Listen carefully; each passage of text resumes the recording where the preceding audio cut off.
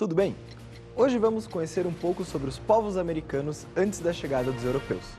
Por aqui, já habitavam diversos tipos de populações, com diferentes formas de organização social e culturas com inúmeros rituais e crenças. Ao contrário do que se pensa, boa parte dos povos americanos era bastante desenvolvida, com grandes construções e técnicas de trabalho. Em parte, a cultura deles se misturou com a europeia e deu origem à cultura americana que temos hoje. Mas antes de começar a nossa aula, vamos ver qual vai ser o caso dos detetives?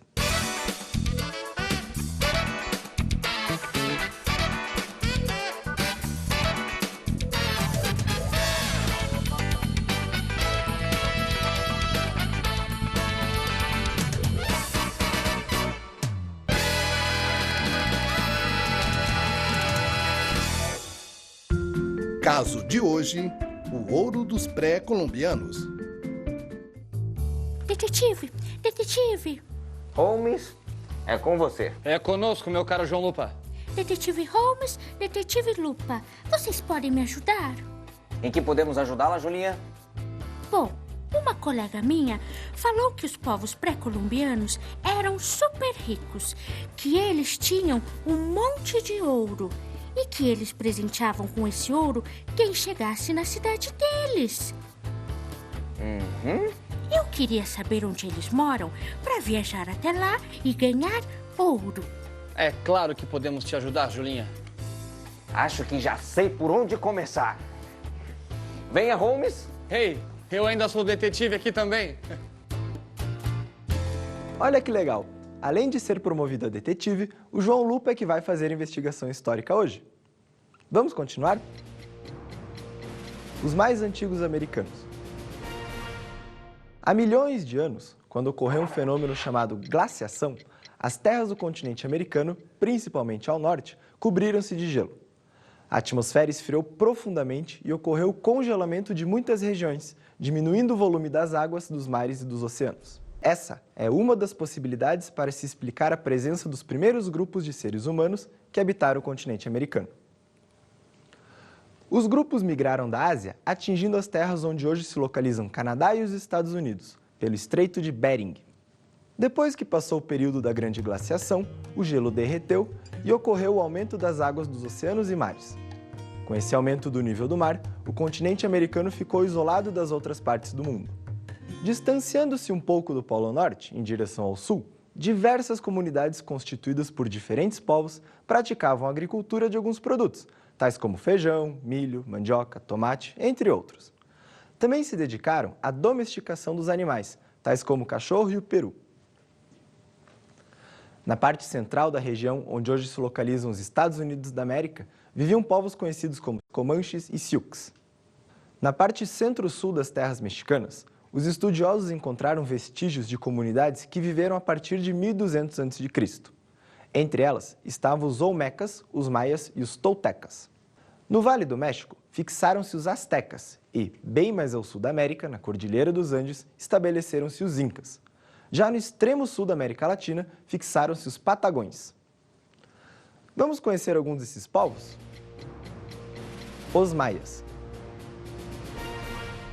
Um desses povos mais antigos, os maias, viveram na península do Yucatán, na América Central, onde hoje se localiza Guatemala, Honduras, El Salvador e Belize.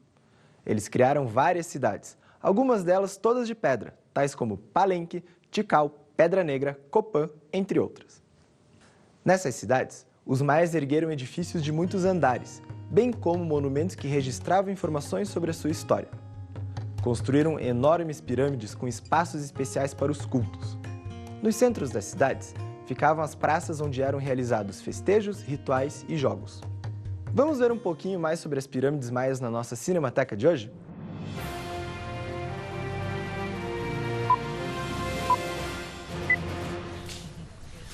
Desbastando as florestas ao redor, os arqueólogos vão encontrando restos de alguns dos mais incríveis e mais escondidos monumentos.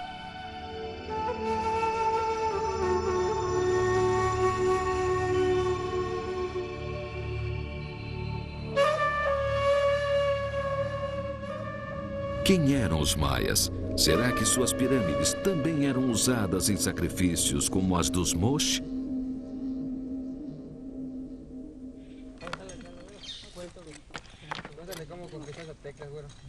Como os egípcios, os maias construíam com pedras.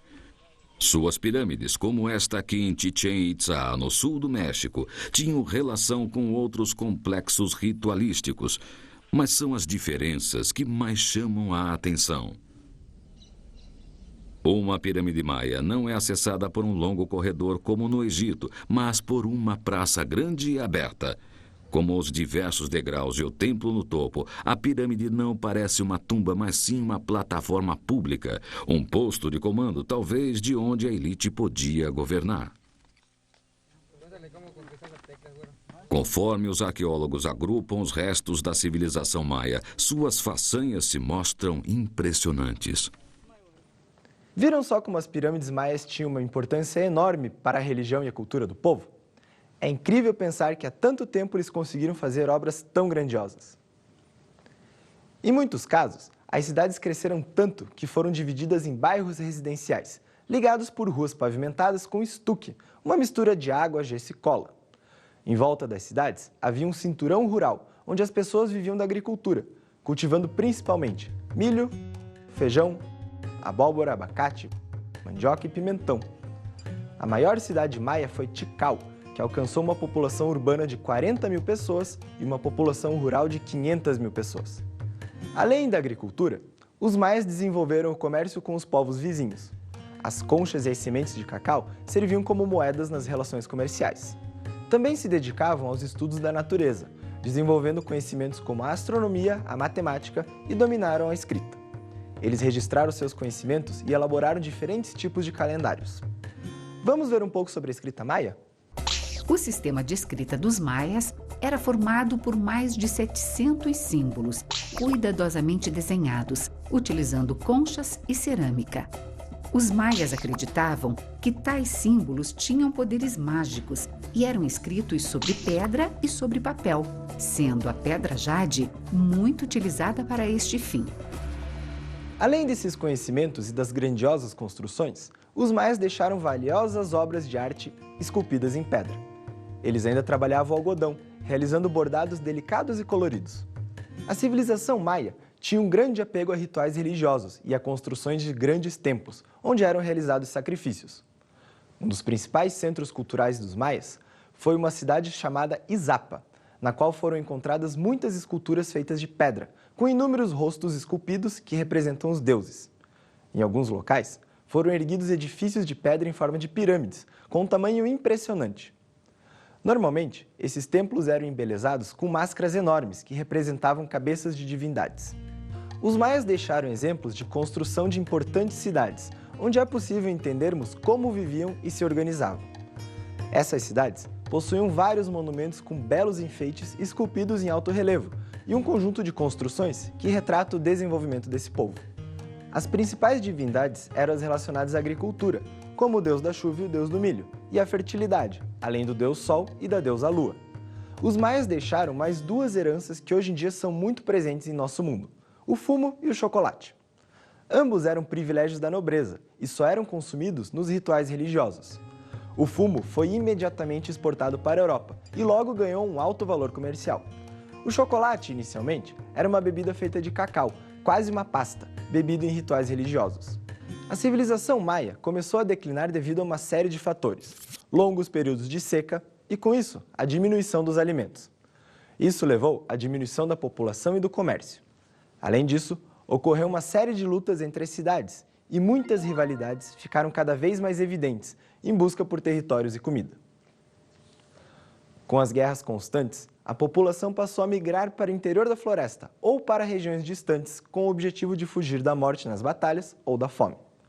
Assim, quando os espanhóis chegaram aos territórios maias, encontraram cidades quase vazias ou muitas vezes abandonadas, apenas com vestígios do que foi uma grande civilização. Mas antes de continuarmos, vamos ver se os nossos dois detetives avançaram na investigação de hoje? Por que pré-colombianos?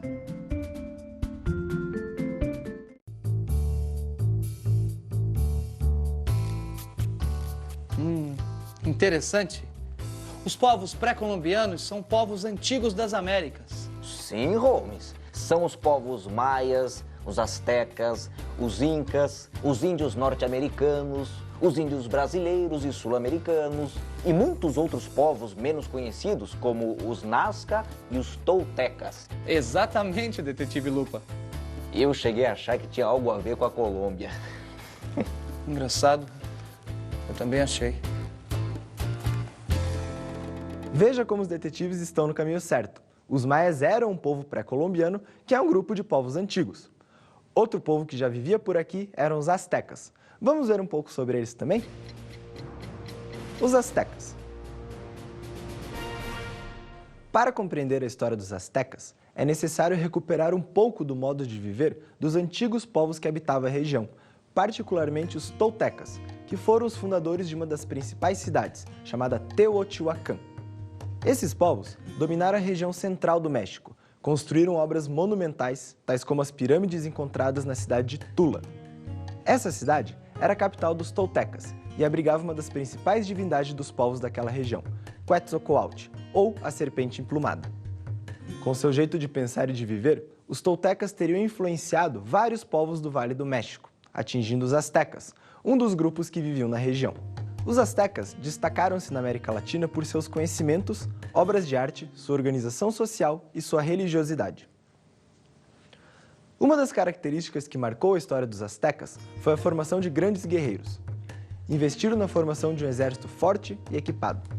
Esses guerreiros lutavam com dardos e espadas de madeiras, com pontas de pedra em forma de lâminas cortantes. Eram protegidos por escudos e armaduras acolchoadas de algodão, mergulhadas no sal para ficarem duras. Os povos dominados pelos astecas eram obrigados a idolatrar seus deuses, além de serem vítimas de sacrifícios. Os astecas praticavam guerras cujo um dos objetivos era capturar vítimas para o sacrifício, pois para eles os deuses se alimentavam com sangue oferecido nas cerimônias. Esses sacrifícios eram realizados por sacerdotes. Vamos ver o camaleão contando um pouco sobre eles?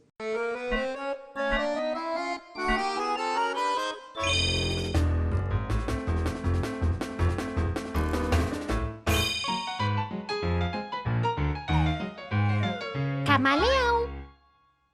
Olá! Hoje eu sou um sacerdote asteca. Mas não se preocupe, não haverá sacrifícios. As colheitas estão boas, não estamos em guerra. Isso demonstra que os deuses estão felizes. Um sacerdote asteca conseguia ver o futuro. Foi assim que um de nós previu a chegada de um deus vindo do leste, que no final das contas era o conquistador espanhol Hernán Cortés. Nesta nós erramos feio. Nós sempre fomos tratados com muito respeito. E além de previsões e rituais, éramos responsáveis pela educação dos nobres. Agora, com licença, que a aula dos meus jovens astequinhas vai começar. Viram como os sacerdotes astecas eram importantes para a sociedade? Eram eles quem decidiam os plantis, os sacrifícios e diversos outros aspectos da vida cotidiana dos astecas. Assim como outros povos da América, os astecas também se dedicaram à agricultura, cultivando principalmente milho, batata doce, tomate, abóbora, amendoim e abacate. Desses alimentos, o milho foi o mais importante. Ele era produzido em grande quantidade e guardado em celeiros. Os astecas desenvolveram uma técnica muito especial para o cultivo em regiões difíceis e úmidas. No Lago Texcoco, os astecas edificaram canteiros, chamados de chinampas, que eram os quadrados cobertos com lama adobada, presos ao fundo do lago com estacas. Assim como os maias, os astecas distinguiram-se pela construção de importantes cidades, tais como Texcoco, Tlacopan e Tenochtitlan. Suas divindades eram cultuadas principalmente no Templo Maior, em Tenochtitlan, e os sacrifícios eram feitos em uma plataforma situada fora do templo. Em dias especiais, os astecas realizavam grandes festivais em que as vítimas ficavam enfileiradas para serem oferecidas ao deus Sol, ao deus da guerra e ao deus da chuva. Eles tinham necessidade de controlar o tempo para saber sobre os melhores dias para plantar. Por isso, criaram o calendário solar. Possuíam também o calendário sagrado, constituído por 260 dias, dividido em 13 meses de 20 dias. Cabia aos sacerdotes orientar a população como proceder em relação à contagem do tempo, fazer os horóscopos, prever o futuro e dar nome às crianças que nasciam. O imperador azteca, na época em que os espanhóis chegaram à América, era o homem chamado Montezuma. Vamos ver um pouquinho mais sobre ele.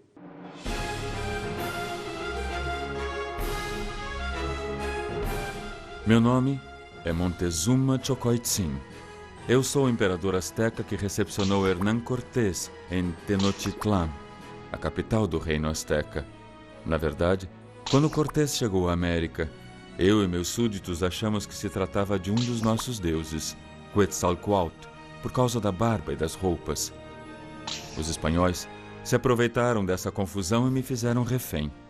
Com muita negociação, concordei em pagar tributos em ouro e joias para a Espanha, mas o povo azteca não gostou da ideia. Eu acabei sendo morto pelo meu próprio povo. 3 anos depois, os aztecas haviam sido exterminados e sobraram apenas as histórias maravilhosas sobre nós. Incrível, não é? O Império Azteca durou apenas 3 anos depois que os espanhóis chegaram com suas armas e cobiça.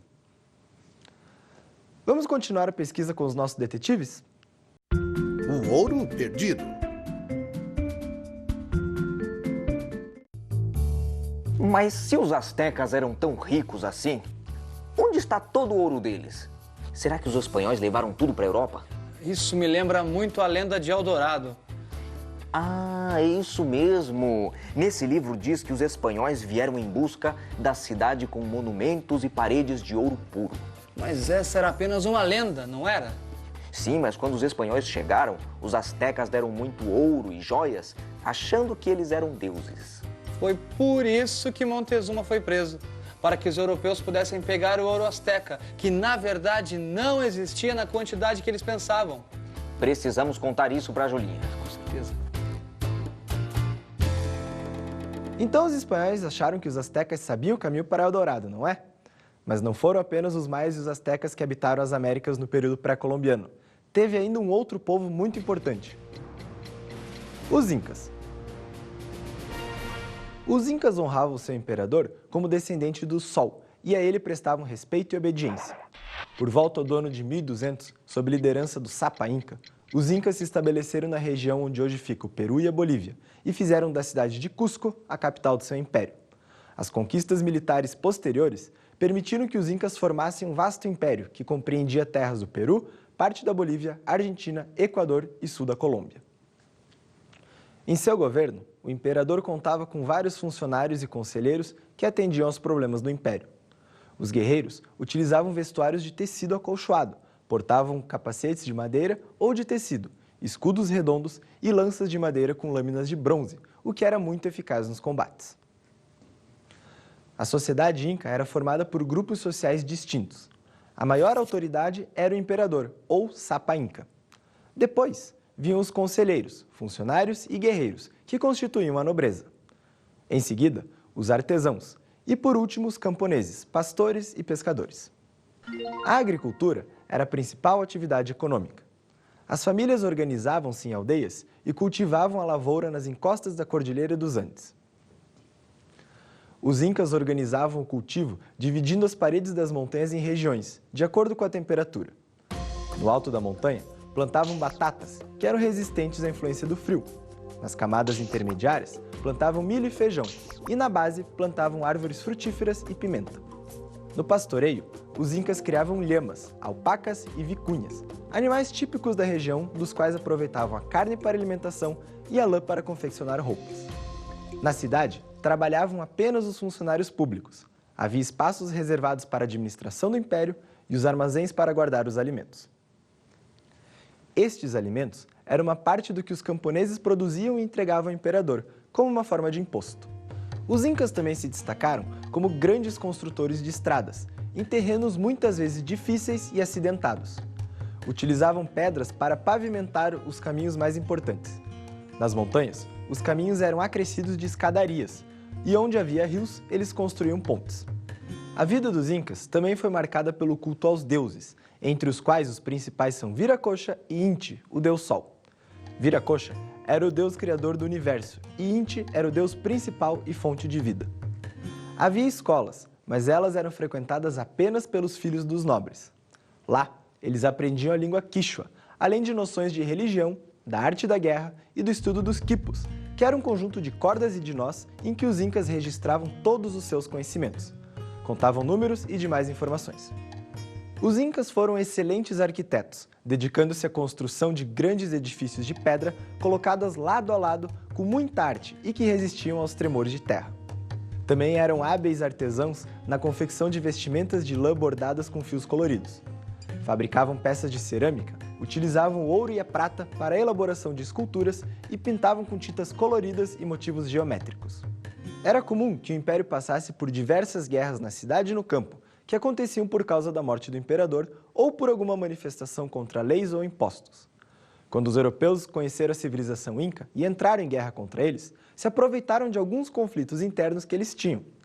A resistência inca durou mais ou menos 40 anos e só em 1572, com a morte do último imperador, chamado Tupac Amaru, o império acabou definitivamente.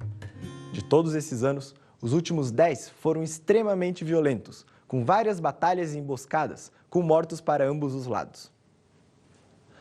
Para ganhar na guerra, os espanhóis tinham algumas boas vantagens. Eles possuíam armamentos melhores, como armas de fogo e ferro contra lanças, arcos e flechas feitos de madeira. Souberam se aproveitar da religiosidade dos incas, que não lutavam à noite, devido à crença de que a ausência do deus Sol os prejudicaria. Os europeus souberam usar e manipular os problemas políticos dos incas e também souberam criar ou aumentar rivalidades entre homens que queriam tornar-se imperadores, fazendo com que guerreassem entre si e diminuíssem as resistências das vilas e cidades. Vamos ver um livro que fala mais sobre os incas?